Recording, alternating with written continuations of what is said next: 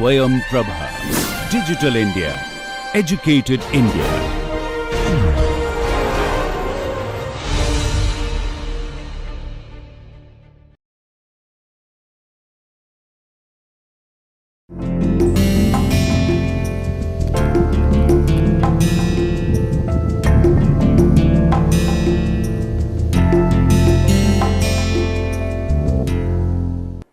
नमस्कार। आज हम निकोलो मैकियावेली के बारे में चर्चा करेंगे। निकोलो मैकियावेली एक ऐसे चिंतक या सिद्धांतकार के रूप में प्रसिद्ध हैं जिन्होंने यथार्थवाद की एक रूपरेखा रखी। निकोलो मैकियावेली 15वीं सदी के मध्य में उनका जन्म होता है और 16वीं सदी के शुरुआती 3 दशकों तक वो इस दुनिया में रहते हैं।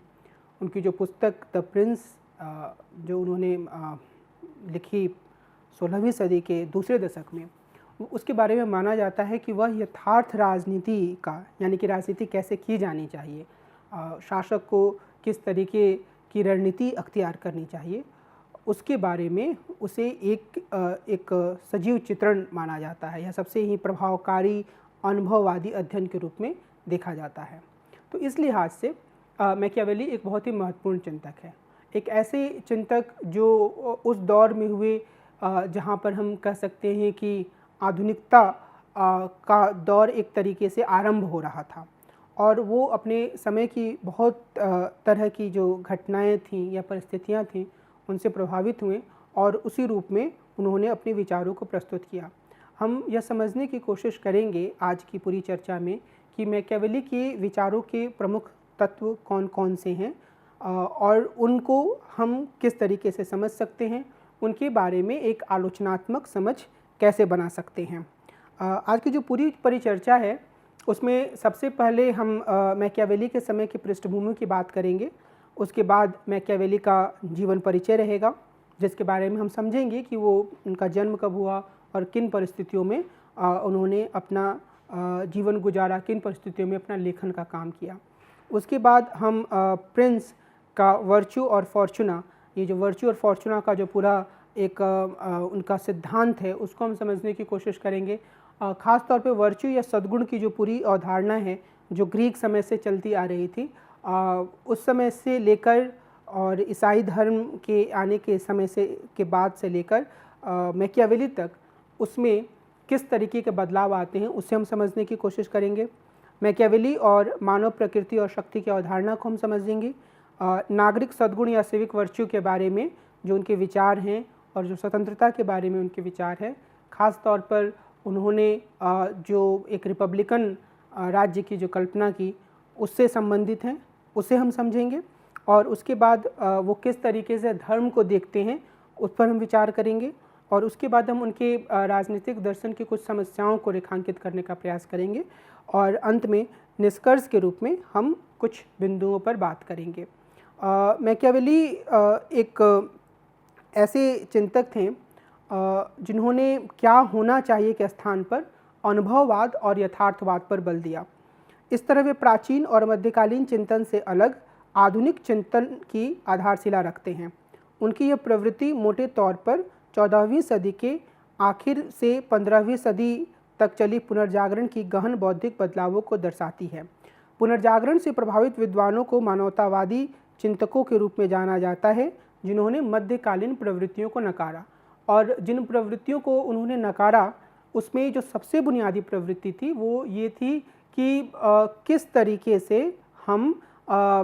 यथार्थ को देख सकते हैं। यानी कि यथार्थ को देखने का एक तरीका यह था कि यह पहले से निश्चित किसी चीज़ को प्रतिबिंबित कर रहा है जो ईश्वर के द्वारा तय की गई है, या फिर हम इसे तर्क, बुद्धि और विवेक के माध्यम से समझें। एक तरीका यह था कि जो भी चीज़ें हमारे सामने हैं, हमारे जीवन में हैं, उसकी व्याख्या जो चर्च ने दी है उसको ही मान लिया जाए, और दूसरा था कि मनुष्य अपने विवेक का उपयोग करे, अपने रीज़न का उपयोग करे और इसके माध्यम से वो इन सारी चीज़ों की व्याख्या करे। अब मध्य युग में जो पहली प्रवृत्ति थी उसी का बोलबाला था, लेकिन पुनर्जागरण ने पुराने प्राचीन ग्रंथों को पढ़ने और मनुष्यों में अपने विवेक का उपयोग करने की प्रवृत्ति को बढ़ावा दिया। और मैकियावेली का चिंतन भी इसी चीज़ से या इसी तरह की सोच से प्रभावित था। इस दौर में काफ़ी बदलाव हुए जिन्होंने आर्थिक उद्यमी की अवधारणा रखी, और ये जो उद्यमी या आर्थिक व्यक्ति था उसमें यह स्वीकार किया गया कि उसमें बदलाव करने की क्षमता है। वह अपने मेहनत के बदले के आधार पर बहुत कुछ बना सकता है, बहुत तरह की चीज़ों को निर्मित कर सकता है, एक नई तरह की उत्पादन व्यवस्था को ला सकता है। कुछ हद तक हम ये कह सकते हैं कि ये वह दौर था जब कुछ कुछ आविष्कार शुरू हुए थे और ऐसा लगने लगा था कि ऐसे यंत्रों का आविष्कार किया जा सकता है जिसके माध्यम से उत्पादन में काफ़ी बढ़ोतरी हो। हालांकि उसका पूर्ण रूप आगे की शताब्दियों में सामने आता है, लेकिन वह भी एक बदलाव का दौर शुरू हो चुका था और इसके साथ ही राजनीतिक उद्यमी की अवधारणा भी उभर कर सामने आई। मैकियावेली ने इसे अपने रचना में मूर्त रूप दिया। धर्म सुधार आंदोलन ने भी चर्च को चुनौती दी। जब हम थॉमस एक्विनास की बात कर रहे थे तो वहाँ पर मैंने बहुत ही संक्षेप में कॉन्सिलर आंदोलन की चर्चा की थी, जिसमें यह कहा गया था कि पोप की सत्ता को ही नहीं माना जाना चाहिए, बल्कि उसके स्थान पर यह माना जाना चाहिए कि जो ईसाई धर्म के विभिन्न प्रतिनिधि हैं, जो उसकी एक काउंसिल है चर्च की, वो पोप की द्वारा कही गई बातों को या अलग अलग तरह के प्रस्तावों पर विचार करे और फिर उसके निर्णय को माना जाए। और उसके बाद मुझे उम्मीद है कि आप लोगों को इसके बारे में थोड़ी बहुत जानकारी होगी कि मार्टिन लूथर ने एक नए तरह से धर्म को देखा और उन्होंने कैथोलिक चर्च के भीतर पहले भ्रष्टाचार की आलोचना की और उन्होंने यह कहा कि कैथोलिक चर्च में जो पादरी हैं, जो बिशप हैं, जो कार्डिनल हैं या खुद पोप जो हैं, वो इस तरीके से व्यवहार करते हैं मानो वो ईश्वर और इंसान के बीच की एक कड़ी हों और उनके बगैर जो व्यक्ति है, जो इंसान है, वो ईश्वर तक नहीं पहुंच सकता है। और इस आधार पर पहले बहुत तरह के भ्रष्टाचारों की मार्टिन लूथर ने आलोचना की और फिर उसके बाद उन्होंने एक नई धारा, एक नए पंथ, एक नए संप्रदाय जो कि ईसाई धर्म के भीतर ही था, प्रोटेस्टेंट धर्म, उसकी शुरुआत की। और ये प्रोटेस्टेंट जो धर्म था उसने भी एक तरीके से व्यक्ति की क्षमता को रेखांकित किया। उसने ऐसा किस तरीके से किया? उसने यह कहा कि व्यक्ति को ईश्वर से मिलन करने के लिए, ईश्वर से संपर्क करने के लिए किसी मध्यस्थ की ज़रूरत नहीं है, यानी कि किसी चर्च की या फिर किसी पादरी की या फिर किसी कार्डिनल की या किसी पोप की ज़रूरत नहीं है। यानी कि व्यक्ति के भीतर यह क्षमता है कि वह खुद ईश्वर से संपर्क कायम कर सकता है। अब यह जो सोच थी वो इस बात को भी रेखांकित कर रही थी आर्थिक क्षेत्र में कि व्यक्ति खुद बहुत सारी चीज़ों को निर्मित कर सकता है, और राजनीतिक क्षेत्र में कि व्यक्ति किसी चर्च पर या राजा किसी चर्च पर निर्भर नहीं रहेगा, बल्कि वह खुद को एक ऐसे उद्यमी या एक ऐसे मजबूत व्यक्ति के रूप में प्रस्तुत करेगा जो सारी चीज़ों को संचालित कर सकता है। तो व्यक्ति की जो एक महिमा होती है या व्यक्ति का जो एक महत्व होता है, वो हम कह सकते हैं कि धर्म सुधार आंदोलन से निकला और उसने राष्ट्र राज्य का जो पूरा विचार था उसका भी संकेत हमारे सामने रखा। मैकियावेली के लेखन में हमें आधुनिक समय की इन बदलावों की आहट मिलती है, लेकिन वे पूरी तरह से इन बदलावों को सामने नहीं रखते। इस लिहाज से वे एक संक्रमणकालीन चिंतक के रूप में आते हैं और यह भी कहा जाता है कि वे मध्य युग और आधुनिक युग की दहलीज पर खड़े हैं, उसकी चौखट पे खड़े हैं और उनका एक पैर मध्य युग में है और दूसरा पैर आधुनिक युग में। वो आधुनिक युग की तरफ देख रहे हैं, लेकिन सारी तस्वीरें उनके सामने स्पष्ट नहीं हैं। अगर हम मैकियावेली के जीवन की बात करें तो मैकियावेली का जन्म फ्लोरेंस में हुआ था। वे फ्लोरेंस के एक साधारण परिवार से आते थे। 1469 में उनका जन्म हुआ। उनका परिवार अमीर या कुलीन तंत्रीय नहीं था। उनके पिता वकील थे और उन्होंने अपने बेटे की शिक्षा का पूरा ध्यान रखा। मैकियावेली ने यूनिवर्सिटी ऑफ फ्लोरेंस से ह्यूमैनिटीज़ या मानविकी में अपनी शिक्षा पूरी की।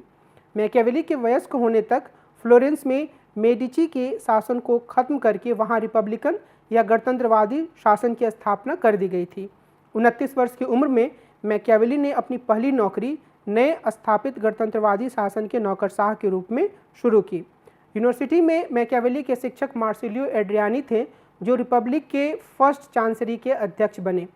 शायद उनके जोर देने पर ही मैकियावेली को सेकंड चांसरी का सचिव बनाया गया। यह माना जाता था कि फर्स्ट चांसरी विदेशी मामलों को देखेगा और सेकंड चांसरी घरेलू मामलों और घरेलू नौकरशाही के काम पर नज़र रखेगा। लेकिन जब जून 1498 में मैकियावेली की इस पद पर नियुक्ति हुई तो उस समय तक दोनों के काम काफ़ी हद तक एक दूसरे से मिल चुके थे। इसलिए मैकियावेली को भी फ्रांस, स्पेन, वेटिकन जैसे बहुत से स्थानों में रिपब्लिक के प्रतिनिधि के रूप में भेजा गया। 1512 में रिपब्लिक का पतन हो गया और फिर से मेडिची शासन की स्थापना हो गई, यानी कि एक तरह से राजतंत्र की स्थापना हो गई। मैकियावेली को गिरफ्तार कर लिया गया और उन्हें मौत की सज़ा देने का फैसला हो ही गया था, लेकिन खुशकिस्मती से उन्हें माफ़ी दे दी गई। उन्हें फ्लोरेंस के बाहरी इलाकों में उनके फार्म में निर्वासित कर दिया गया। यहीं पर उन्होंने कई पुस्तकों की रचना की जिनके लिए वे काफ़ी प्रसिद्ध हैं, और इनकी कुछ प्रमुख पुस्तकों में हम द प्रिंस को रख सकते हैं जो 1513 में उन्होंने लिखी थी, और उसके प्रकाशन वर्ष को लेकर थोड़ा विवाद है। कुछ लोग कहते हैं कि उसी समय वो प्रकाशित हो गई थी, कुछ लोग कहते हैं कि कुछ समय बाद प्रकाशित हुई थी। और दूसरा डिस्कोर्सेज ऑन लिवी है, संक्षेप में इसे हम डिस्कोर्सेज के रूप में बार बार उद्धृत करेंगे। इसके अलावा आर्ट ऑफ वॉर और हिस्ट्री ऑफ फ्लोरेंस इनकी प्रमुख रचनाएं थीं। असल में जब मैकियावेली के हम लेखन पर विचार करेंगे तो हम इस चीज़ को स्पष्ट रूप से देखेंगे कि मैकियावेली अपने समय में हो रहे बदलावों से काफ़ी प्रभावित थे और उन्होंने एक नए तरीके से राजनीति को देखने का नज़रिया सामने रखा। और उनके लेखन में हम दो भाग भी देख सकते हैं, एक भाग जो द प्रिंस में सामने आता है और दूसरा भाग जो डिस्कोर्सेज में सामने आता है। द प्रिंस में वो एक यथार्थवादी विचारक के रूप में सामने आते हैं और डिस्कोर्सेज में वो एक ऐसे विचारक के रूप में सामने आते हैं जो रिपब्लिकन शासन की या लोगों के माध्यम से होने वाले शासन की तरफदारी करता है। और हम ये देखने की या समझने की कोशिश करेंगे कि क्या इन दोनों तरह के मैकियावेली में कोई अंतर है या असल में एक ही मैकियावेली अलग अलग परिस्थितियों के लिए दो तरह की बातें कह रहे हैं। मैकियावेली के समय इटली की जो स्थिति थी उसने भी उनके लेखन को प्रभावित किया। वो यह देख पा रहे थे कि इटली में जो अलग अलग छोटे छोटे समूह हैं वो अपने स्वार्थों के लिए लड़ रहे हैं, जो विभिन्न कुलीन लोग हैं वो किसी भी तरह से अपना फ़ायदा चाहते हैं, और इटली की जो दशा या दुर्दशा थी उसके बारे में किसी को चिंता नहीं थी। तो इसने भी उनके लेखन को, उनकी सोच को काफ़ी प्रभावित किया और शायद मानव की प्रकृति के बारे में उनकी सोच को भी इन परिस्थितियों ने प्रभावित किया। और वे चाहते थे कि एक ऐसा मजबूत शासक आए जो कि एक मजबूत इटली की स्थापना करें, और वो हमेशा से ही एक रिपब्लिकन सोच के व्यक्ति थे। जब रिपब्लिकन शासन था तो वो अलग अलग नौकरशाही के पदों पर रहे। बाद में जब राजतंत्र आता है तो उन्हें पूरी तरीके से न सिर्फ पद से हाथ धोना पड़ता है बल्कि उन्हें ज़िंदगी का खतरा भी पैदा हो जाता है, वो निर्वासित हो जाते हैं। तो वो उन्होंने ये देखा था कि शायद राजतंत्र होने पर कई तरह के बुरे परिणाम भी होते हैं या हो सकते हैं, और वो इस लिहाज से रिपब्लिकन शासन के समर्थक थे। लेकिन एक ख़ास परिस्थिति में जो उनके समय में थी, उन्होंने प्रिंस को या शासक को कुछ ख़ास तरीके की सलाह दी जिसके माध्यम से वह अपने स्वार्थ के लिए जीवन जी रहे लोगों के बीच अपनी सत्ता को स्थापित कर सकता है और पूरी व्यवस्था को एक सही या नई दिशा में ले जा सकता है। इस संदर्भ में उनका वर्च्यू और फॉर्चूना का जो पूरा सिद्धांत है वह काफ़ी महत्वपूर्ण है। क्विंटन स्किनर यह कहते हैं कि द प्रिंस ने अपने समय में शासकों को सलाह के रूप में लिखी जाने वाली पुस्तकों में एक महत्वपूर्ण योगदान दिया, लेकिन इसने इस शैली को भी एक क्रांतिकारी स्वरूप प्रदान किया। तो हमें द प्रिंस के बारे में यह बात याद रखने की ज़रूरत है कि यह वह दौर था जिसमें बहुत तरह की विचारक ऐसी रचनाएं लिखते थे जिसमें कि वह जो शासक होते थे उन्हें वो सलाह देते थे कि वह किस तरीके से ज़्यादा प्रसिद्धि, ज़्यादा सफलता हासिल कर सकता है। लेकिन प्रिंस की विशेषता यह थी कि उसमें, आगे हम इस बात को ज़्यादा स्पष्टता से देखेंगे, कि उसमें इस शैली को पूरी तरीके से बदल दिया गया। और ये पूरी शैली थी उसमें जो अलग अलग तरह के लेखक होते थे वे इस बात पर भी सहमत होते थे कि जिस राजा को या शासक को सम्मान, महिमा, प्रसिद्धि हासिल करनी चाहिए उसके रास्ते की जो मुख्य बाधा उसकी फॉर्चून या उसका किस्मत होता है। जो मनमानी करने वाली देवी फॉर्चूना द्वारा शासित होता है। तो ये एक अवधारणा थी फॉर्चून का, यानी कि किसी की किस्मत जो है वो किस्मत की देवी फॉर्चूना के हाथों में रहती है और उसी के द्वारा कई तरह की समस्याएं पैदा की जाती हैं, जिसके कारण जहाँ कुछ शासक तो सफलता हासिल कर लेते हैं पर बहुत से शासक सफलता हासिल नहीं कर लेते हैं। प्रिंस या शासक अपने वर्च्यू के विकास के माध्यम से महिमा और प्रसिद्धि पाने के लक्ष्य को हासिल करने के लिए फॉर्चूना से उभर सकता है या उसके द्वारा पैदा की जाने वाली बाधाओं से आगे जा सकता है। वर्च्यू या सद्गुण से इन लेखकों का, यानी कि मैकियावेली के अलावे जिन लोगों ने उपदेशात्मक लेखन किया, उन लेखकों का अर्थ था कि जो ग्रीक समय का जो कार्डिनल वर्च्यू था, यानी कि जो प्रमुख वर्च्यू था, प्रमुख सद्गुण थे, न्याय, विवेक, संयम और पौरुष। और इसके बारे में हम लोगों ने जब हम सुकरात को या प्लेटो को पढ़ रहे थे या एरिस्टोटल को पढ़ रहे थे तो हमने देखा था, और हमने यह भी देखा था कि कुछ हद तक अरस्तु ने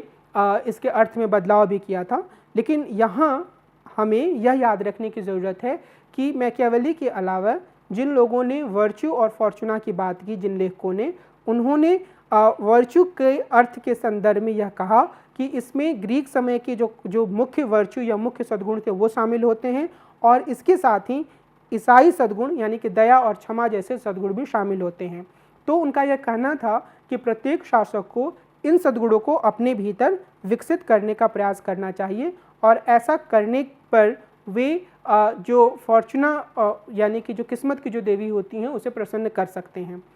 द प्रिंस भी प्रिंस या शासक के लिए महिमा या ग्लोरी के इसी लक्ष्य और इसे हासिल करने के लिए फॉर्चूना से उसके संघर्ष का वर्णन करता है। द प्रिंस की मुख्य अवधारणा भी वर्च्यू या सद्गुण है, लेकिन मैकियावेली ने इस शब्द को बिल्कुल ही नया अर्थ प्रदान किया, जिससे उनकी पुस्तक अपने समय की अन्य पुस्तकों से बिल्कुल अलग और अनूठी हो गई।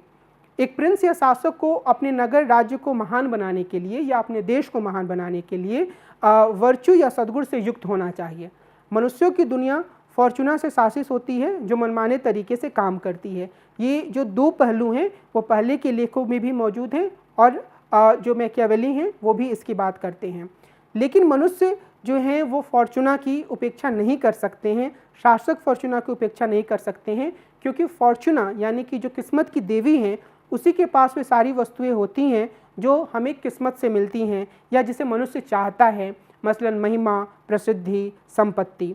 इसलिए मैकियावेली यह कहते हैं कि मनुष्यों को अपने भीतर ऐसे गुणों का विकास करना चाहिए जो देवी जो किस्मत की हैं फॉर्चूना, वो उन्हें उसके पक्ष में कर सकें, यानी वो अपने भीतर ऐसे गुण लाएं जिससे किस्मत की देवी खुश हो सके। मैकियावेली यह मानते हैं कि वर्च्यू फॉर्चूना द्वारा पेश की जाने वाली किसी भी आकस्मिक स्थिति का सामना करने की क्षमता है। यदि हम उसका सामना करने के लिए अच्छी तरह तैयार रहेंगे तो वह हम पर मुस्कुराएगी और हमें अपने रास्ते पर आगे बढ़ने देगी। और मैकियावेली इस बात पर जोर देते हैं कि उनका जो एक वर्च्यू की जो उनकी संकल्पना है वह अन्य संकल्पनाओं से अलग है, क्योंकि जो स्टोइक और स्केप्टिक्स जैसे थिंकर थे उन्होंने फॉर्च्यून की वस्तुओं को हेय दृष्टि से देखा और उन्हें मनुष्य की आत्मा और स्वास्थ्य के लिए अप्रासंगिक माना। लेकिन मैकियावेली यह मानते हैं कि संपत्ति और महिमा फॉर्च्यून द्वारा दिए जाने वाले दो सबसे महत्वपूर्ण उपहार हैं और मनुष्यों की खुशी के लिए आवश्यक हैं। मैकियावेली के अनुसार एक प्रिंस या शासक को आकस्मिक स्थिति का सामना करने के लिए तैयार रहना चाहिए। इसके लिए उसे खुद को इस तरह तैयार करना चाहिए ताकि वह हर परिस्थिति के अनुसार खुद को बदलते हुए व्यवहार करे। और यहाँ हम इस बात पर ध्यान दे सकते हैं, हमें इस बात को याद रखने की ज़रूरत है कि जो मैकियावेली की वर्च्यू की संकल्पना है वो अन्य वर्च्यू की संकल्पनाओं से इस लिहाज से अलग है कि वो यह नहीं कहते हैं कि कुछ खास तरीके के सद्गुणों को विकसित करना है। वो ये कहते हैं कि हर परिस्थिति के लिए हमें तैयार रहना है, हमारे भीतर इस तरीके की क्षमता आए कि हम हर परिस्थिति के लिए तैयार रहें, और जब हम मेहनत करेंगे या उस परिस्थिति के अनुसार काम करेंगे तो जो किस्मत की देवी फॉर्चूना है वो हम पर खुश होंगी। और यहाँ हम अरस्तु और मैकियावेली के बीच में अंतर को भी देख सकते हैं। अरस्तु कहते हैं कि आदत के द्वारा मनुष्य एक दूसरी प्रकृति हासिल करते हैं जो उनमें एक सद्गुण युक्त सोच लाता है और उनमें नैतिक तरीके से काम करने का सामर्थ्य पैदा करता है। इसके विपरीत मैकियावेली यह तर्क देते हैं कि सद्गुण युक्त होने का अर्थ केवल उसी स्थिति में सत्य बोलना है जब परिस्थितियां इसकी मांग कर रही हों, लेकिन यदि आवश्यक हो तो धूर्तता और चालाकी से भी काम किया जाना चाहिए। ऐसा काम करने में हमें समर्थ होना चाहिए। एक प्रिंस के पास अपने शहर या राज्य का सही तरह से प्रशासन करने के लिए इस तरह का लचीलापन होना चाहिए, क्योंकि उसे सिर्फ फॉर्चूना का ही नहीं बल्कि भ्रष्टाचार का भी सामना करना होता है। और इस लिहाज से हम यह कह सकते हैं कि जो वर्च्यू की उनकी या सद्गुण की जो उनकी अवधारणा है वह अन्य तमाम लेखकों से काफ़ी अलग जाती है। और वो यह मानते हैं कि जो फॉर्चूना के पास जो वस्तुएं हैं, प्रसिद्धि, महिमा, संपत्ति, ये सारी वस्तुएं मनुष्य को या किसी भी शासक को चाहिए, और इसके लिए उसके पास सिर्फ पुराने वर्च्यू नहीं होने चाहिए या अरस्तु की तरह सिर्फ अच्छी आदतों से या चीज़ों को धीरे धीरे सुधारते हुए सद्गुण नहीं सीखना चाहिए, या अरस्तु जिस तरीके से कहते हैं कि एक्सट्रीम्स पे या अतिवाद पर ना जाकर मध्यम रास्ता अपनाने की भी ज़रूरत नहीं है। वो ये कहते हैं मैकियावेली कि असल में व्यक्ति को या शासक को हर परिस्थिति का सामना करने के लिए तैयार रहना चाहिए, और जब वो हर परिस्थिति का सामना करने के लिए तैयार है तो उसमें कोई ज़रूरी नहीं है कि उसमें वो हमेशा सत्य का प्रयोग करे, ईमानदारी का प्रयोग करे, दूसरों की भलाई का ध्यान दे, बल्कि वह मौका पड़ने पर धूर्तता का भी इस्तेमाल कर सकता है, हिंसा का भी इस्तेमाल कर सकता है। तो उसे खुद को इस रूप में तैयार करना चाहिए कि वो हर तरह की परिस्थिति का सामना कर सके। मैकियावेली के राजनीतिक चिंतन या प्रिंस को उनके दिए गए सुझावों को समझने के लिए, या फिर वो जिस एक नए तरह की राजनीति की बात करते हैं उसे समझने के लिए यह आवश्यक है कि हम यह समझें कि वो मनुष्यों की किस तरीके की अवधारणा प्रस्तुत कर रहे हैं, वो व्यक्तियों के बारे में किस तरह की समझ सामने रख रहे हैं। मैकियावेली का मनुष्यों की प्रकृति के बारे में कोई आदर्शवादी विचार नहीं था। वे उन्हें बुनियादी रूप से स्वार्थी मानते थे। वे मानते थे कि मनुष्य आसानी से बुराई का शिकार हो सकते हैं और वे सिर्फ मजबूरी होने पर ही सही तरीके से काम करते हैं। अगर कोई मजबूरी या बाध्यता ना हो तो वे अपने हितों को पूरा करने के लिए किसी भी सीमा तक नीचे गिर सकते हैं। इसी कारण जो मनुष्यों के या व्यक्तियों के शहर और समुदाय होते हैं वे भी भ्रष्ट हो जाते हैं। यहाँ हम मैकियावेली के विचारों पर ईसाई धर्म के ओरिजिनल सिन के विचार का प्रभाव देख सकते हैं। इसलिए मैकियावेली अपनी वर्च्यू की अवधारणा पर बल देते हैं, और हम यह भी कह सकते हैं कि जिस तरीके से ऑगस्टाइन ने मनुष्यों के फ्री विल का विचार दिया था और फिर यह कहा था कि व्यक्ति बुराई की तरफ ज़्यादातर आकर्षित हो जाते हैं या होते हैं कि उनके भीतर ये चीज़ फ्री विल के कारण आती है, वैसी बात भी मैकियावेली के लेखन में हम देख सकते हैं। और वो बोलते हैं कि मनुष्य सिर्फ और सिर्फ अपने हित की बात सोचते हैं, और यह एक बहुत ही महत्वपूर्ण बात है, क्योंकि जब मैकियावेली यह बात लिखते हैं तो वो ये नहीं कहते हैं कि ये अपने आप में अच्छी बात है या अपने आप में बुरी बात है। वो इसे सिर्फ एक अनुभववादी तथ्य के रूप में प्रस्तुत करते हैं कि अक्सर या अधिकांश मौक़ों पर या तकरीबन सभी मौक़ों पर मनुष्य सिर्फ और सिर्फ अपने हित को देखते हैं, अपने स्वार्थ के आधार पर काम करते हैं। और इसी जिसे हम कह सकते हैं कि मूल्य से रहित होकर इस चीज़ को देखते हुए वे प्रिंस या शासक को सलाह देते हैं कि किस तरीके से कार्य किया जाना चाहिए, और वहीं पर वो शक्ति की अपनी अवधारणा भी प्रस्तुत करते हैं, और वो ये कहते हैं कि शक्ति जो है वो अन्य लोगों को अपनी इच्छा के अनुसार काम करने के लिए बाध्य करने को कहा जा सकता है। अब यहाँ पर हम काफ़ी हद तक रॉबर्ट डॉल के डिफिनीशन को भी या उनकी परिभाषा को भी ले सकते हैं जो आधुनिक दौर में उन्होंने दिया कि यह ए और बी के बीच के रूप में वो शक्ति को देखते हैं, और वह कहते हैं कि यह ए के द्वारा बी को वह काम कराए जाने की क्षमता है जो बी किसी अन्य स्थिति में नहीं करता। तो यहाँ भी हम मैकियावेली के लेखन में उसी तरह की शक्ति की परिभाषा देख सकते हैं। वो ये कहते हैं कि अगर कोई व्यक्ति किसी अन्य स्थिति में कोई काम नहीं करता लेकिन हम उसे यह काम करने के लिए मजबूर करते हैं तो हम उसके ऊपर शक्ति का प्रयोग कर रहे हैं। और वे प्रिंस को शक्ति की राजनीति के बारे में कुछ सुझाव देते हैं। वे कहते हैं कि पूरी तरह से अनुभवसिद्ध आधारों पर शक्ति का प्रयोग किया जाना चाहिए और प्रिंस को पूरी तरह से अपने विवेक से काम करना चाहिए, भले ही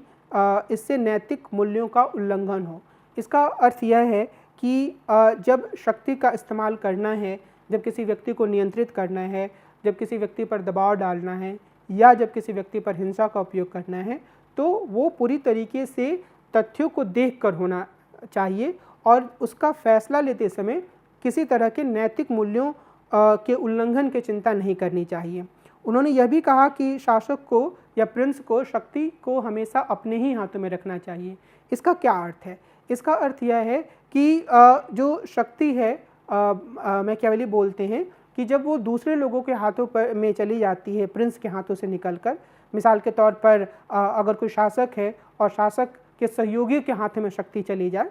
तो वो फिर उसके ऊपर यानी कि शासक के ऊपर नियंत्रण स्थापित करने की कोशिश करते हैं। इसीलिए मैकियावेली बोलते हैं कि शासक या प्रिंस को दूसरे लोगों को खुद को पर निर्भर रखना चाहिए, यानी कि अन्य लोगों को हमेशा ही ये लगे कि वो प्रिंस पर शक्ति के लिए निर्भर है। इसके बाद मैकियावेली यह भी कहते हैं कि शक्ति के उपयोग के एक तरीके के रूप में हिंसा का प्रयोग भी एक महत्वपूर्ण तरीका है और हिंसा का सोच समझकर उपयोग करना चाहिए। जब तक अत्यंत जरूरी ना हो तब तक हिंसा का प्रयोग नहीं करना चाहिए, लेकिन जब कोई प्रिंस या कोई शासक इसका प्रयोग करता है तो उसे अपने दुश्मन को पूरी तरह ख़त्म कर देना चाहिए।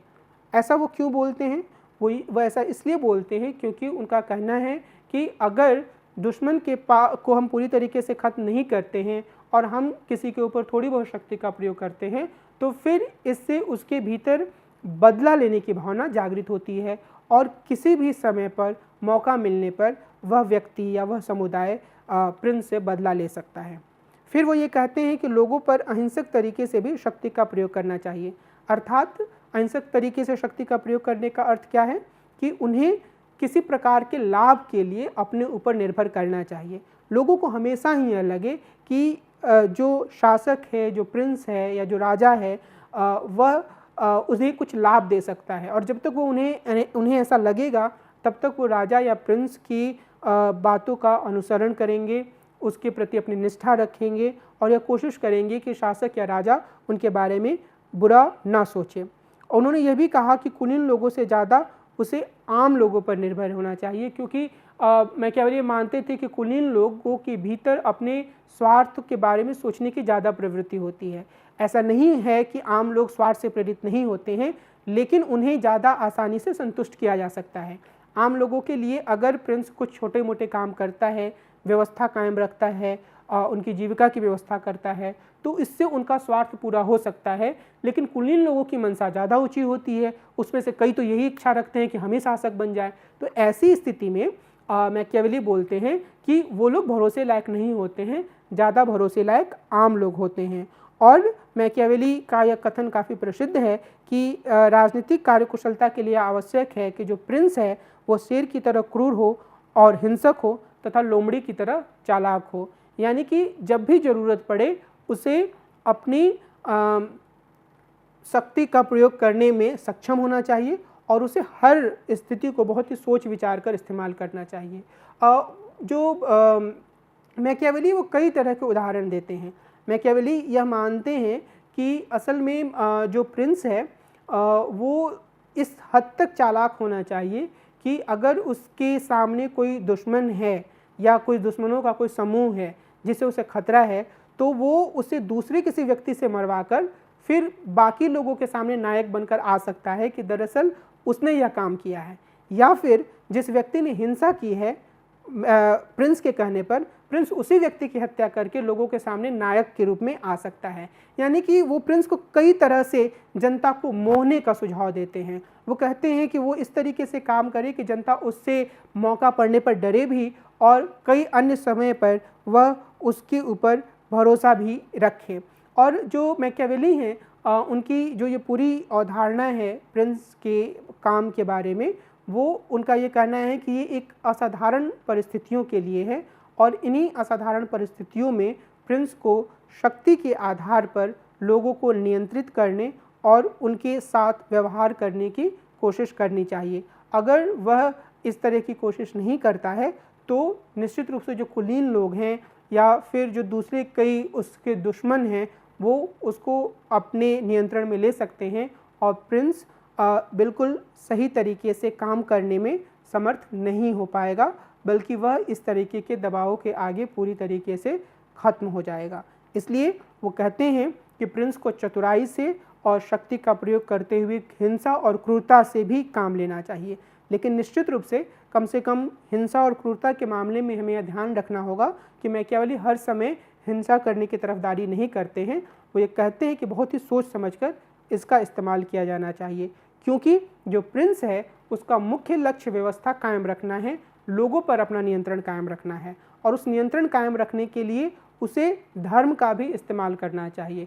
आगे हम थोड़े विस्तार से धर्म के बारे में इनके विचारों को देखेंगे, लेकिन अभी मैं सिर्फ ये इशारा करना चाह रहा हूँ कि वो मैकियावेली खुद धर्म के विरोधी थे, उन्होंने चर्च की आलोचना की, लेकिन इसके साथ ही उन्होंने यह भी कहा कि असल में अगर लोग इस बात से खुश होते हैं कि धर्म का शासक या प्रिंस उपयोग कर रहा है या वह धार्मिक है, तो उसे लोगों को खुश रखने के लिए, उन्हें अपने नियंत्रण में रखने के लिए खुद को कई बार धार्मिक भी दिखाना चाहिए, इसमें कोई बुराई नहीं है। यानी वो इसे एक स्ट्रैटेजी के रूप में प्रस्तुत करते हैं। थोड़े विस्तार से हम इस पहलू पर आगे विचार करेंगे, लेकिन जो मैकियावेली ने विचार प्रस्तुत किया द प्रिंस में, डिस्कोर्सेज में आकर उनके यह विचार बदल जाता है। और हमें यह ध्यान रखने की ज़रूरत है कि मैकियावेली यह मानते हैं कि द प्रिंस और डिस्कोर्सेज दो अलग अलग दुनियाओं के लिए रचनाएं नहीं हैं, हाँ दो अलग अलग स्थितियों के लिए ज़रूर हैं। यानी कि एक तरह की कॉन्टिन्यूटी दोनों में है। एक ऐसी स्थिति जब समाज में अव्यवस्था हो, जहाँ पर विभिन्न तबके अपने स्वार्थ को किसी भी तरीके से पूरा करने के लिए संघर्ष कर रहे हों, तो निश्चित रूप से वहाँ पर द प्रिंस की तरह की व्यवस्था होनी चाहिए। लेकिन अगर एक ऐसी स्थिति आ जाए जहाँ लोगों का स्वार्थ काफ़ी हद तक छोटा हो जाए, यानी कि लोग सामान्य से ज़िंदगी में अपना स्वार्थ देखने लगें और उनकी महत्वाकांक्षाएं बहुत बड़ी ना हों, तो ऐसी स्थिति में एक रिपब्लिकन शासन की स्थापना की जा सकती है। और मैकियावेली इसी तरह के रिपब्लिकन शासन की स्थापना करने की वकालत करते हैं और उसके पक्ष में तर्क देने की कोशिश करते हैं। तो उनका यह कहना है कि प्रिंस के में शासक के सद्गुण पर बल दिया गया है और वो डिस्कोर्सेज में नागरिक सद्गुण पर ध्यान केंद्रित करते हैं। वे इस बात पर ध्यान केंद्रित करते हैं कि एक गणतंत्रवादी व्यवस्था में नागरिकों के पास किस प्रकार के गुण होने चाहिए। मैकियावेली एक रिपब्लिकन सरकार के पक्ष में थे। उनके अनुसार सबसे अच्छी तरह से स्वतंत्रता ऐसी सरकार में सुरक्षित रहती है जिसमें कुलीन लोग और आम लोग सत्ता में भागीदारी करते हैं। यह भी महत्वपूर्ण है कि मैकियावेली से काफ़ी पहले बहुत से विद्वानों ने इटली के नगर राज्यों के में गणतंत्रों के लाभ के बारे में विस्तार से लिखा था। डिस्कोर्सेज में मैकियावेली गणतंत्रवादी सरकार के पक्ष में तर्क देते हुए कहते हैं कि इसमें व्यक्तिगत स्वतंत्रता को कायम रखा जाता है और नगर राज्य इसी में महानता को प्राप्त करता है, लेकिन यहाँ व्यक्तिगत स्वतंत्रता का अर्थ आधुनिक अर्थों में स्वतंत्रता नहीं है। यानी कि वे लोगों को बहुत बड़ी सीमा तक बोलने की या विचार व्यक्त करने की आज़ादी नहीं देते हैं, और वे व्यक्तिगत स्वतंत्रता को परिभाषित करते हुए कहते हैं कि यह संपत्ति रखने और पारिवारिक जीवन का आनंद उठाने से संबंधित है। एक रिपब्लिक में स्वतंत्रता को ज़्यादा खतरा नहीं होता है, लेकिन यह आवश्यक है कि यहाँ के नागरिक सद्गुणों का प्रदर्शन करें। और नागरिक सद्गुणों का मतलब नागरिकों द्वारा अपने कर्तव्यों का निर्वहन है। और वे यह कहते हैं, तो निश्चित रूप से उनकी जो ये पूरी स्वतंत्रता की अवधारणा है वह आधुनिक स्वतंत्रता की अवधारणा नहीं है, जहाँ पर व्यक्ति सामाजिक प्रथाओं की पूरी तरीके से या समाज में मौजूद किसी भी चीज़ की या शासन व्यवस्था की खुलकर आलोचना कर सकते हैं, बल्कि इसमें बुनियादी रूप से इस बात पर ध्यान दिया गया है कि व्यक्ति किस तरीके से अपने पारिवारिक जीवन का लाभ की खुशियों को महसूस करें और इसके साथ ही वे अपने पास संपत्ति रखें। मैकियावेली मानते हैं कि नागरिक सद्गुण जो होते हैं वे कुलीनता और संपत्ति में निहित नहीं हैं, बल्कि यह साझा हित या कॉमन गुड के में योगदान करने से संबंधित हैं। एक गणतंत्र या रिपब्लिक तभी कायम रह सकता है जब ऐसे साझा या सामान्य हित को बढ़ावा दिया जाए। तो वो एक तरीके के कॉमन गुड के कॉन्सेप्शन को आगे बढ़ाने पर जोर देते हैं, जिससे हर व्यक्ति खुद को जुड़ा हुआ माने, हर व्यक्ति को यह लगे कि उसका जो अपना स्वार्थ है वो इस कॉमन गुड से जुड़ा हुआ है। अगर एक शांतिपूर्ण सौहार्दपूर्ण जिंदगी को कॉमन गुड के रूप में प्रस्तुत किया जाए, जहाँ हर किसी को रोजगार मिल सकता है, जहाँ हर कोई अपनी मेहनत से थोड़ी संपत्ति अर्जित कर सकता है, जहाँ हर कोई अपने परिवार को आगे बढ़ा सकता है, अपने बच्चों को अच्छी शिक्षा दे सकता है, तो मैकियावेली का यह कहना है कि जो व्यक्ति का स्वार्थ जो कि अव्यवस्था की स्थितियों में एकदम बहुत ही अव्यवस्थित तरीके से आगे बढ़ता है, अव्यवस्था के तरीके के समय में वो एक तरीके से सीमित हो सकता है। मुख्य तर्क यहाँ पर क्या है कि जब अव्यवस्था की स्थिति होती है, हर व्यक्ति डरा होता है और वो अपने लिए या तो बहुत ज़्यादा हासिल करने की कोशिश करता है या फिर वो उसके पास जो है उसे किसी तरीके से बचाने की कोशिश करता है, और इस लिहाज से वो चीज़ें एक तरीके से ऐसी स्थिति पैदा करती हैं जिसमें व्यक्ति का स्वार्थीपन और उसका खुलकर सामने आता है। लेकिन जब डिस्कोर्सेस जैसी स्थिति होती है, यानी कि जब रिपब्लिक जैसी स्थिति होती है, तो व्यक्ति का वही स्वार्थ काफ़ी सीमित हो जाता है और वह छोटी छोटी वस्तुओं को ही अपने लक्ष्य के रूप में स्वीकार करने लगता है। एक कॉमन गुड की अवधारणा बनने लगती है और उस कॉमन गुड के आधार पर ही पूरी व्यवस्था कायम रहती है। मैकियावेली सीमित स्तरों पर विचारों की बहुलता को भी स्वीकार करते हैं। वे कहते हैं कि अगर एक गणतंत्र में अलग अलग समूह अलग अलग विचारों को रखते हैं तो यह बुरा नहीं है, लेकिन निश्चित रूप से यह मतभेद या विचारों की बहुलता इतनी ज़्यादा नहीं होनी चाहिए कि वो पूरी व्यवस्था को ही खतरा पैदा कर दे। एक अन्य महत्वपूर्ण बात है कि वो ये कहते हैं कि इस तरीके की रिपब्लिक में, और ये प्रिंस के लिए भी जैसी व्यवस्था के लिए भी सही है, कि जो अंतर्राष्ट्रीय राजनीति होती है उसमें हमेशा ही वैसी स्थिति होती है जैसी कि उन्होंने प्रिंस में राज्य के भीतर वर्णित की है। यानी कि अंतर्राष्ट्रीय राजनीति का प्रत्येक कर्ता, यानी कि प्रत्येक देश सिर्फ और सिर्फ अपने स्वार्थ के बारे में सोचता है और किसी भी तरीके से अपने स्वार्थ को आगे बढ़ाने की कोशिश करता है। इसलिए रिपब्लिक जैसी व्यवस्था में भी जो शासक होते हैं उन्हें उसी तरीके से विदेश नीति के संदर्भ में काम करना चाहिए जैसा कि उन्होंने यह उपदेश दिया है कि प्रिंस में देश के भीतर की व्यवस्था में खुद शासक या प्रिंस करे। यानी कि उसे शक्ति के प्रयोग को लेकर बहुत ही जागरूक होना चाहिए और इस तरीके से कोशिश करनी चाहिए कि बाकी सारे देश उसकी शक्ति को समझें और उसके प्रभाव के अनुसार काम करें। अगर वो ऐसा नहीं करता है तो अन्य देश उस पर हावी होने की कोशिश कर सकते हैं। तो वो शक्ति की जो अवधारणा है उसको अभी भी अंतर्राष्ट्रीय संबंधों के लिए कायम रखते हैं। एक रिपब्लिक में भी नागरिक शहर या राज्य को महानता की स्थिति तक ले जाने के लिए अपनी प्रतिभा के अनुसार योगदान देंगे, ऐसा मैकियावेली मानते हैं। चूँकि इन्हें किसी प्रिंस या शासक के मनमाने व्यवहार का खतरा नहीं होगा, इसलिए ये अपने शहर को बेहतर बनाने में योगदान देने से नहीं झिझकेंगे। मैकियावेली मानते हैं कि स्वतंत्र शहर या देश ही महानता को प्राप्त कर सकते हैं। ऐसे स्थानों में जनसंख्या ज़्यादा होगी और लोग स्वतंत्र रूप से विवाह करेंगे। उन्हें संतान पैदा करने में किसी प्रकार की दिक्कत नहीं होगी, क्योंकि उन्हें यह पता होगा कि उनकी संतान दास नहीं बल्कि स्वतंत्र नागरिक होगी जो अपनी प्रतिभा के बल पर आगे जा सकती है। तो मैकियावेली यह मानते हैं कि स्वतंत्र देश की संपत्ति में तेज़ी से वृद्धि होगी, वहाँ के लोग अपनी स्वतंत्र हैसियत के कारण ज़्यादा मेहनत करेंगे, हर कोई उन वस्तुओं को उत्पन्न करना चाहेगा जिसे वह चाहता है और जिसका वो शांतिपूर्वक उपभोग कर सकता है। कुल मिलाकर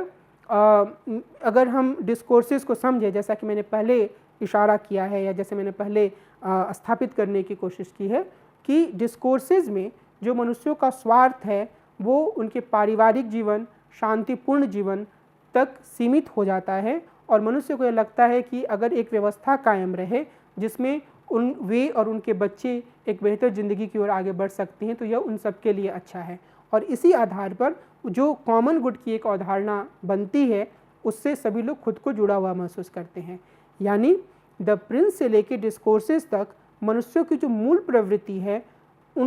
उसके बारे में मैकियावेली अपने विचारों को नहीं बदलते हैं। हाँ, उनका यह जरूर कहना है कि द प्रिंस एक खास स्थिति में मनुष्यों के स्वार्थीपन को ज़्यादा खुले रूप में आने की दास्तान प्रस्तुत करती है और वह बताती है कि मनुष्यों के ऐसा हो जाने पर उन्हें कैसे नियंत्रित किया जाना चाहिए। और डिस्कोर्सेस में यह बताया गया है कि जब एक सामान्य स्थिति हो, जब एक कॉमन गुड की अवधारणा हो, तो मनुष्य कैसा व्यवहार करते हैं और उनके भीतर किस तरीके के नागरिक सद्गुण होने चाहिए। नागरिक सद्गुण में जो एक महत्वपूर्ण बात है वो ये कि मैकियावेली ये बोलते हैं कि नागरिक सेना जैसी भी एक चीज़ होनी चाहिए और उसमें सैन्य अधिकारियों के बजाय नगर या राज्य को हमेशा ही एक नागरिकों की सेना बनानी चाहिए जिसमें नागरिक शामिल हों, नागरिकों को सैन्य प्रशिक्षण मिले और यह उनके कर्तव्य से भी जुड़ा है। यानी हर नागरिक का यह कर्तव्य है कि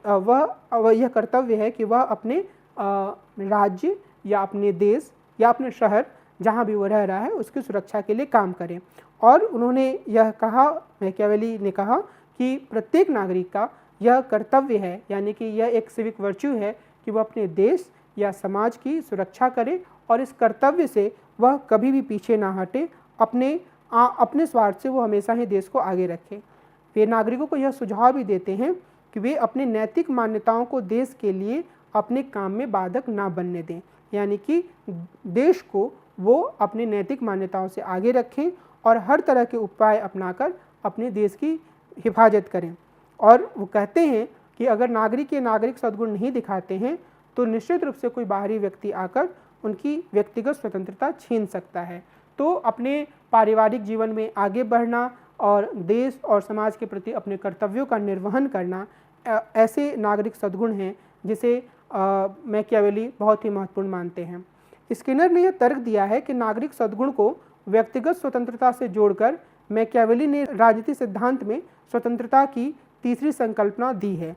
स्वतंत्रता का अर्थ वह सब कुछ करना है जो एक व्यक्ति करना चाहता है मैकियावेली के लिए, लेकिन इस तरह की स्वतंत्रता तभी हासिल की जा सकती है जब व्यक्तियों को कानून के प्रतिबंधों के माध्यम से नागरिक सद्गुण की ओर मोड़ा जाए, यानी कि वो कुछ निश्चित बुनियादी कर्तव्यों को अपना कर्तव्य माने और उसको पूरा करने की कोशिश करें। मैकियावेली यह भी कहते हैं कि किसी नगर राज्य में नागरिक सद्गुणों को तभी बढ़ावा दिया जा सकता है जब नागरिकों के बीच कुछ हद तक समानता हो। वे बड़े भूस्वामियों के रूप में निष्क्रिय अमीर लोगों को रिपब्लिक के लिए खतरा मानते हैं और वह यह बताने की कोशिश करते हैं कि एक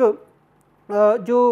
रिपब्लिक है वह तभी अच्छी तरीके से काम कर सकता है जब नागरिकों के बीच में सिर्फ संपत्ति के आधार पर ही ऐसी स्थिति ना हो कि बहुत ज़्यादा समानता नहीं है, बल्कि सामाजिक स्तर पर भी उनके भीतर एक तरह की समानता हो। तो जो मैकियावेली हैं वो नागरिक सद्गुण पर जोर देते हैं किसी भी रिपब्लिक व्यवस्था के सफल होने के लिए। और मैकियावेली के बारे में बात करते समय हमें हमेशा यह याद रखने की ज़रूरत है कि उनके लिए द प्रिंस एक तरह की अव्यवस्था, अशांति और हिंसा के समय के लिए उपाय है, और जो डिस्कोर्सेज में जिस रिपब्लिक की वो कल्पना करते हैं वह कल्पना एक सामान्य स्थिति के लिए की तस्वीर प्रस्तुत करती है, जहाँ पर लोग एक साझा हित या सामान्य हित से खुद को जोड़ते हुए अपना जीवन यापन करते हैं, अपने भीतर नागरिक सद्गुणों का विकास करते हैं और अपने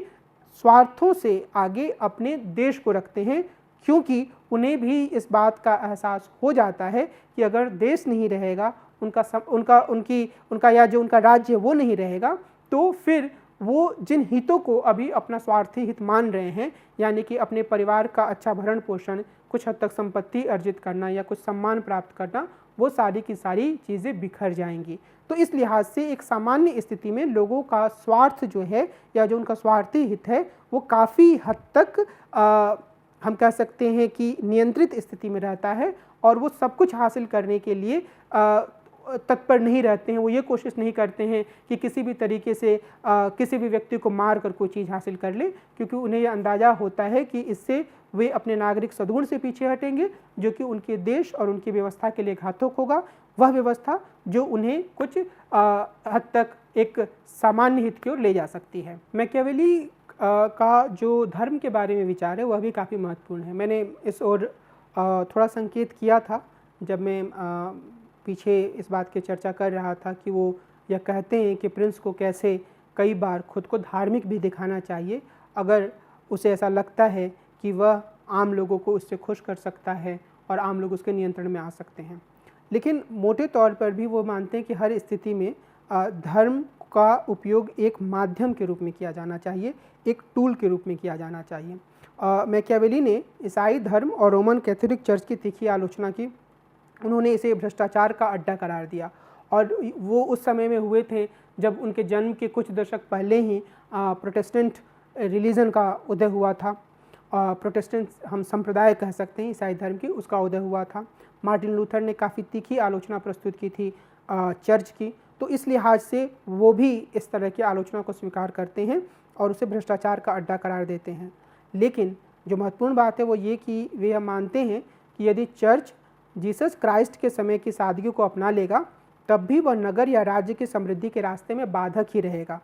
क्यों? क्योंकि ईसाई धर्म के द्वारा पारलौकिक जीवन पर ध्यान देने, विनम्रता और अति सादगी की शिक्षा देने को मैकियावेली मानते हैं कि जो जिस तरीके से वो सद्गुण को देखते हैं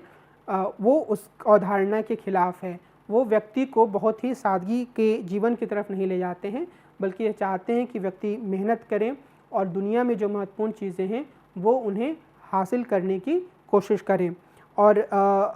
साथ ही मैकियावेली यह भी मानते हैं कि धर्म नागरिक समाज के लिए सबसे महत्वपूर्ण और सुनिश्चित आधार है।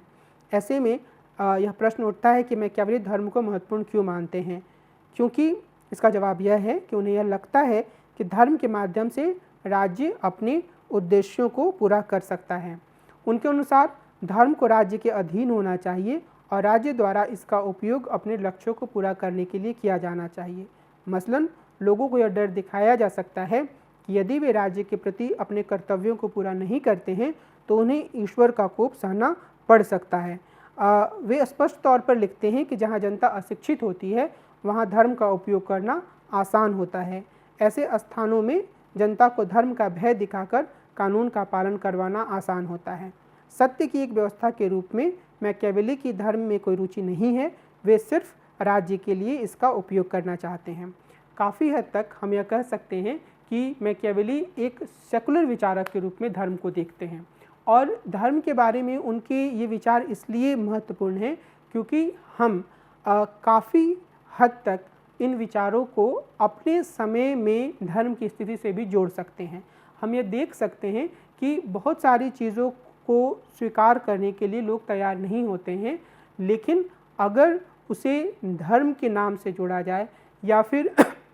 उसकी धार्मिक मान्यता की बात की जाए तो लोग उसे आसानी से स्वीकार कर लेते हैं। और मैकियावेली इस बात पर भी जोर देते हैं कि जो धर्म है हमेशा ही राज्य को कोशिश करनी चाहिए कि धर्म को नियंत्रण में रखे, ना कि धर्म उसे नियंत्रित करे और वह धर्म को एक टूल के रूप में इस्तेमाल करे। तो एक लिहाज से वो यह चाहते हैं कि जो नागरिक समाज में जो लोग हैं अगर उनके भीतर कुछ सद्गुण को विकसित करना है तो उसके लिए धर्म एक बेहतर साधन हो सकता है। और हम बहुत ही आसानी से इस चीज़ को समझ सकते हैं अपने समाज में कई उदाहरणों के माध्यम से या दूसरे कई देशों के उदाहरणों के माध्यम से भी, जहाँ पर धर्म के नाम पर जिन चीज़ों को आगे बढ़ाया जाता है उसे लोग बहुत आसानी से स्वीकार कर लेते हैं, लेकिन तार्किक सोच के नाम पर, विवेक के नाम पर अगर किसी चीज़ को आगे बढ़ाने की कोशिश की जाती है, विज्ञान के नाम पर किसी चीज़ को आगे बढ़ाने की कोशिश की जाती है तो लोगों के मन में गहरी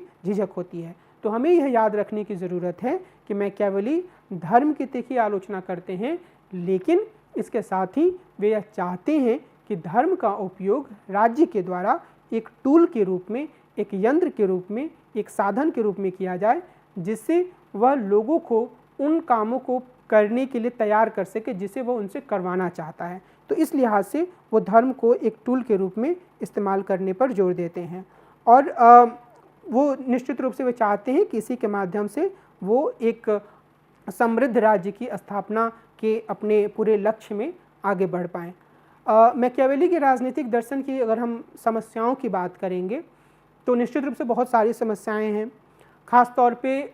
जब उनका विचार सामने आता है द प्रिंस में, तो इससे ऐसा प्रतीत होता है कि वे मनुष्यों की एक नकारात्मक तस्वीर ही देखते हैं।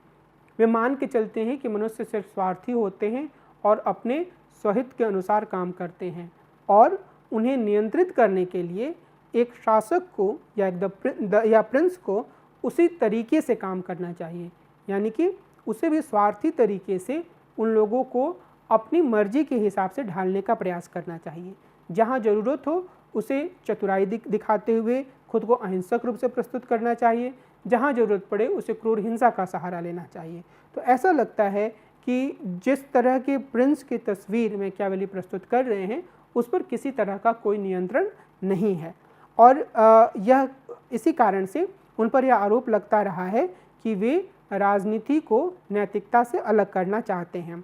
लेकिन इज़ाया बर्लिन जो एक आधुनिक चिंतक हैं और आमतौर पर वो काफ़ी प्रसिद्ध हैं बहुत सारे लेखन के लिए, पर हम उन्हें जो नकारात्मक और सकारात्मक स्वतंत्रता का उनका सैद्धांतिकरण है उसके संदर्भ में उन्हें हम सब पढ़ते आए हैं। तो वो बर्लिन ने अपने लेख द ओरिजिनलिटी ऑफ मैकियावेली में इन आरोपों से मैकियावेली का बचाव किया है। उनके अनुसार मैकियावेली एक अनैतिक राजनीतिक क्षेत्र और नैतिक व्यक्तिगत क्षेत्र के बीच अंतर नहीं करते हैं। इसके बजाय वे हमें इन दो नैतिकताओं के बीच संघर्ष को दिखाते हैं। कई बार सार्वजनिक वस्तु को प्राप्त करने की इच्छा का व्यक्तिगत नैतिक चिंताओं से टकराव होता है। मैकियावेली के अनुसार यदि कोई इस स्थिति में काम ना करने का फैसला करता है तो भी वह अपने काम ना करने के कारण सामने आने वाले निर्णयों के लिए जिम्मेदार होगा। इसका अर्थ क्या है? इसका अर्थ यह है कि अगर कोई शासक है, शासन कर रहा है और उसे कई मौक़ों पर ऐसे निर्णय लेने पड़ रहे हैं जिसके बारे में उसे लगता है कि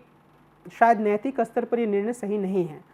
और उसके मन में द्वंद्व चलता है, तो मैकियावेली कहते हैं, पहले तो बर्लिन ये कहते हैं कि मैकियावेली इसी तरीके के द्वंद्व को दिखाना चाहते हैं और उसमें किस तरीके से आगे बढ़ें, किस तरीके से नैतिकताओं के संघर्ष में आगे बढ़ें उसे दिखाते हैं। और मैकियावेली यह कहते हैं कि अगर कोई व्यक्ति या अगर वो शासक के रूप में है या किसी अन्य पद पर है, वो अपनी नैतिकता और सार्वजनिक ज़रूरत दोनों के बीच में अगर वो खुद को पिसता हुआ पाता है और वह यह फैसला करता है कि वो कोई काम नहीं करेगा, वो अनिर्णय की अवस्था में चला जाता है, तब भी उसकी आलोचना होगी। इसलिए ज़रूरत इस बात की है कि जो व्यक्तिगत नैतिकता है और जो सार्वजनिक नैतिकता है उसके बीच में जो भेद है उसको स्वीकार करते हुए भी व्यक्ति काम की ओर अग्रसर हो, व्यक्ति निर्णय ले, व्यक्ति फैसले करे और उसके हिसाब से अपने चीज़ों को या अपने लक्ष्यों को हासिल करने की कोशिश करे। और शासक के संदर्भ में इसका अर्थ है कि वह व्यवस्था कायम करे, जो नकारात्मक तत्व हैं उनको नियंत्रित करे और लोगों को एक ऐसी शांतिपूर्ण स्थिति दे जिसमें कि वह अपने जीवन के तमाम गतिविधियों को संचालित कर पाएँ। और इसके लिए कई बार उसे बहुत ही ऐसे कदम उठाने पड़ सकते हैं जो कि उसके मन में नैतिक स्तर पर एक प्रश्न चिन्ह खड़ा करें। मिसाल के तौर पर अगर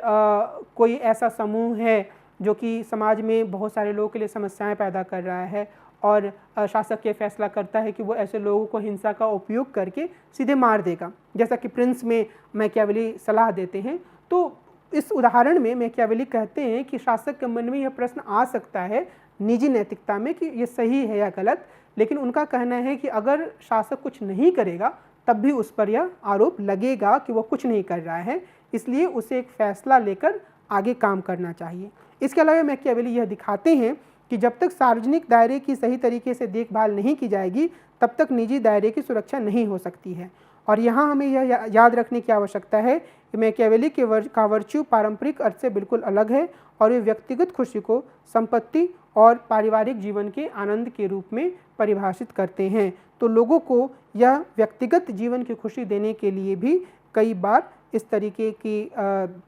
से कार्रवाई करने की आवश्यकता होती है। मैकियावेली का एक प्रमुख आलोचना यह भी होती है कि कम से कम वो प्रिंस के रूप में शक्ति को एक हाथ में संकेंद्रित कर देते हैं और शायद वे मानते हैं कि कोई सामान्य स्थिति इस तरह के संकेंद्रण से आएगी और उसके बाद रिपब्लिक की स्थापना हो जाएगी। लेकिन मानव इतिहास में हमें यह पता चलता है कि जब भी इस तरीके के शासक उभरकर सामने आए हैं जिन्होंने लोकहित के नाम पर ही अपने हाथों में सत्ता ली है, वो आसानी से अपनी शक्ति को छोड़ने के लिए तैयार नहीं होते हैं। आसानी से कोई रिपब्लिक जैसी व्यवस्था नहीं आती है, जैसा कि मैकियावेली वर्णित करते हैं कि जैसे ही सामान्य स्थिति आती है उसके लिए एक रिपब्लिक जैसी व्यवस्था है। होता ये है कि इस तरह के प्रिंस तमाम उम्र तक यानी कि अपनी पूरी ज़िंदगी तक शक्ति को अपने हाथों में रखना चाहते हैं और वो सारे वही तर्क देते हैं जो तर्क मैकियावेली द प्रिंस के लिए दे रहे हैं जब वो शक्ति को अपने हाथों में रखते हैं या उसका उपयोग करते हैं। तो ये एक आलोचना है प्रिंस मैकियावेली की कि वो असल में शक्ति के संकेंद्रण का समर्थन कर रहे हैं। तीसरे स्तर पर मैकियावेली जो फॉर्चूना का वर्णन करते हैं और कहते हैं कि जो देवी हैं, किस्मत की देवी फॉर्चूना और मनुष्य का जो वर्च्यू है उसके बीच में लगातार संघर्ष चलते रहता है और फॉर्चूना सिर्फ उन्हीं युवाओं पुरुषों पर खुश होती है जो उसके खिलाफ बल का प्रयोग करते हैं। अब इस तरह का जो वर्णन है वो वर्तमान दौर में नारीवादियों को काफ़ी नागवार गुजरा है। और एक बार फिर से मैं आपको ये याद दिलाना चाहता हूँ कि जब हम लोगों ने इस पूरे विषय पर बातचीत शुरू की थी तो हमारी जो चर्चा हुई थी उसमें हमने नारीवादी व्याख्या की भी बात की थी। और नारीवादी व्याख्या में यह कहा गया कि जो नारीवादी लेखिकाएं हैं वो अब ये कोशिश कर रही हैं, पहले स्तर पर उन्होंने कोशिश की कि कैसे उन्हें अतीत के लेखकों से अपने उद्देश्य के लिए कुछ समर्थन मिल पाए, और दूसरे स्तर पर उन्होंने इन लेखकों को आलोचनात्मक तरीके से देखा। और जब मैकियावेली के पास कोई नारीवादी लेखिका या नारीवादी आलोचक या नारीवादी दृष्टि रखने वाला पाठक जाता है और वह इस तरीके से चीज़ों को देखता है कि एक युवा पुरुष है और वो फॉर्चूना की देवी पर जब तक बल का इस्तेमाल नहीं करता है तब तक वो उस पर खुश नहीं होती है, तो यह जो वर्णन है वो उन्हें काफ़ी नागवार या बहुत ही गलत गुजरता है, जहाँ पर वो पुरुष के द्वारा स्त्री के ऊपर बल प्रयोग और स्त्री द्वारा उस बल प्रयोग को न सिर्फ स्वीकार करना बल्कि उससे खुश होना, इस तरह का जो वर्णन है वो एक रूढ़िबद्ध अवधारणा को आगे बढ़ाता है और नारीवादी आलोचक इसकी काफ़ी घोर निंदा करती हैं। मैकियावेली के इस अध्ययन से यह बात स्पष्ट होती है कि वो एक ऐसे राजनीतिक चिंतक के रूप में सामने आते हैं जो कि यथार्थवादी और अनुभववादी आधार पर राजनीति की परिकल्पना करते हैं, और वो यह बताने की कोशिश करते हैं कि हमें राजनीति में क्या होना चाहिए, या जो मानकीय तत्व है उनको महत्व नहीं देना चाहिए, राजनीति में उनका महत्व नहीं होता है। जो महत्व की चीज़ है वो ये है कि क्या है, और इस लिहाज से हम कह सकते हैं कि मैकियावेली जो मध्यकालीन चिंतक थे उनसे काफ़ी अलग हटते हैं, और एक तरीके से हम इसको रैडिकल अलगाव की भी संज्ञा दे सकते हैं, क्योंकि वो पूरी तरीके से ईसाई धर्म या उसके प्रभाव को नकार देते हैं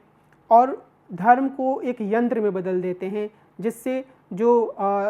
शासक है वो अपना लक्ष्य पूरा कर सकता है। इसके अलावा उनका धर्म से कोई लेना देना नहीं है, और इसी तरीके से मानकीय मूल्यों को पीछे करते हैं।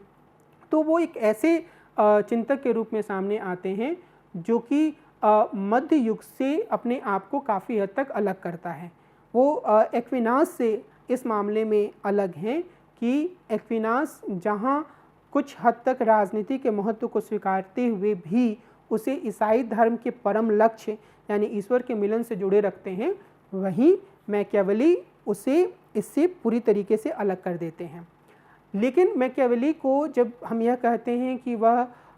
मध्य युग और आधुनिक युग की दहलीज पर खड़े हैं, तो इसका अर्थ क्या है? इसका अर्थ यह है कि मैकियावेली के लेखन से ऐसा संकेत मिलता है जैसे उनके भीतर यह समझ थी कि शायद एक राष्ट्र राज्य जैसी कोई परिघटना उभर रही है, उनके भीतर यह समझ थी कि मजबूत शासकों का एक दौर आने वाला है, या उनके भीतर ये समझ थी कि व्यक्ति ही सबसे मजबूत तत्व है, इस विचार के आधार पर कोई व्यक्तिवाद जैसी अवधारणा आ सकती है। लेकिन वो इन सब चीज़ों को खुलकर अभिव्यक्त नहीं कर पाते हैं। यहाँ कई आलोचक मानते हैं कि जो अरस्तु हैं और जो मैकियावेली हैं उनके भीतर एक समानता है, और वो समानता ये है कि जहाँ, और ये शायद एक तरीके से हम इसको विपरीत समानता बोल सकते हैं, कि जहाँ अरस्तु यथार्थ को देखते हैं और चीज़ों को व्यक्त करते हैं, वहीं यथार्थ को देखते हुए चीज़ों को व्यक्त करने के बावजूद मैकियावेली उन चीज़ों की ओर संकेत कर देते हैं जो भविष्य में आने वाली थी। और इसके अलावा वो अरस्तु की तरह वो भी संपत्ति में समानता होने, यानी पूरी समानता नहीं पर बहुत ज़्यादा समानता ना होने का समर्थन करते हैं। लेकिन मैकियावेली उन सभी चीज़ों की पूर्ण तस्वीर प्रस्तुत नहीं कर पाते हैं जो आने वाले समय में राजनीतिक चिंतन की दुनिया में और विश्व की राजनीति में या फिर पश्चिमी दुनिया की राजनीति में आने वाली थी। और इस लिहाज से वो एक ऐसे व्यक्ति के रूप में सामने आते हैं जो कि मध्य युग से एक रैडिकल अलगाव रखने के बावजूद पूरी तरह से आधुनिक युग में नहीं आते हैं। और मैकियावेली की चर्चा आज भी होती है, ख़ास तौर पर इस लिहाज से कि उन्होंने किस तरीके से नैतिकता की आलोचना की और या कम से कम उसे प्रश्नांकित किया बहुत गहरे रूप में,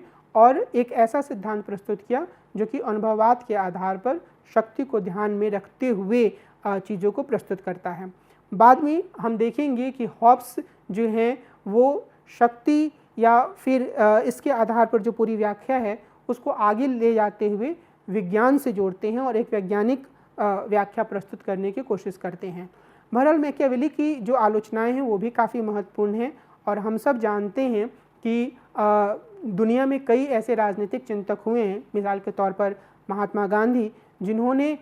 मनुष्य के भीतर बुनियादी अच्छाई को देखा और उसी अच्छाई के आधार पर समाज परिवर्तन करने की पूरी परिकल्पना की और कई मामलों में वो सफल भी हुए। तो इस लिहाज से हम यह कह सकते हैं कि मैकियावेली का राजनीति दर्शन या मनुष्य की प्रकृति के बारे में उनकी अवधारणा एक तरह का वर्णन है। शायद जितने भी दार्शनिकों को हम पढ़ रहे हैं वो अपने लिहाज से राजनीतिक यथार्थ का और भविष्य की राजनीति का या आदर्श राज्य का एक परिकल्पना प्रस्तुत कर रहे हैं। ये उनकी अपनी परिकल्पना है, लेकिन वो जिस तरीके से उस परिकल्पना को प्रस्तुत कर रहे हैं उसे समझना ही इस पूरी चर्चा का उद्देश्य है और उसे समझकर शायद हम अपने समय की समस्याओं को ज़्यादा बेहतर तरीके से समझ पाएंगे। आज की इस चर्चा को मैं यहीं विराम दूंगा। अगली चर्चा में हम मिलेंगे और एक अन्य आधुनिक राजनीतिक दार्शनिक की चर्चा करेंगे। नमस्कार।